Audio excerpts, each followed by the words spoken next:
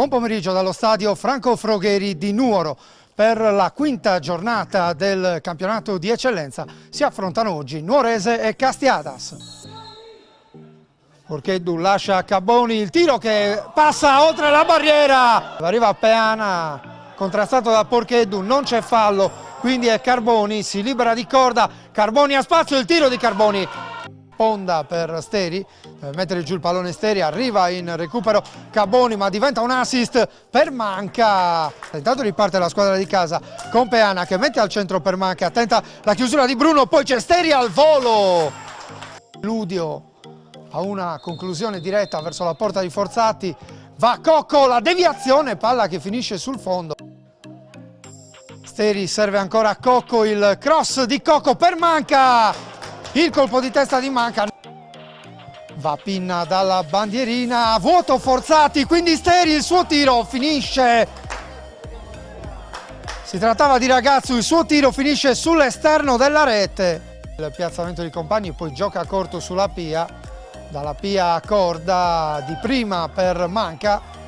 Si avvicina a Manca, lancia in profondità per Steri che si è inserito molto bene, va Steri al centro, arriva Forzati.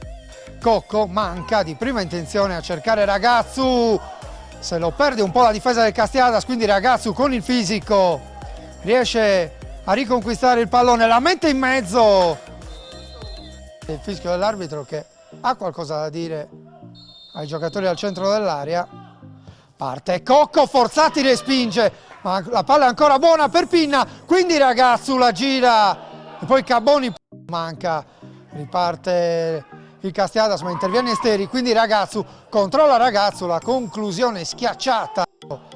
Ci sono solo giocatori del Castiadas e alla fine viene lanciato in profondità Porcheddu contro la Pia, gioco di gambe di Porcheddu che serve Lentini, ci arriva Trini, poi Caboni che può distendersi con Carboni, il tocco per Porcheddu, chiama l'azione Saias, il cross anticipato Caboni dall'intervento di Varrucciu. Giacomo Santoro da questi a Pinna che gira in avanti nella zona di Ragazzu, protegge Ragazzu, posizione regolare, il tocco per Cocco, cerca lo spazio per il tiro, Fabio Cocco, Varrucciu, da Varrucciu in avanti nella zona di Ragazzu, se lo perde anche stavolta Chessa, Ragazzu va giù e l'arbitro fa ampi cenni che non ha bocca, ma Porcheddu riesce a tenere in qualche modo il pallone in campo, la palla al centro e qui ci pensa Steri con un provvidenziale anticipo, quello concorda, che poi riesce a rinvenire sul pallone a favorire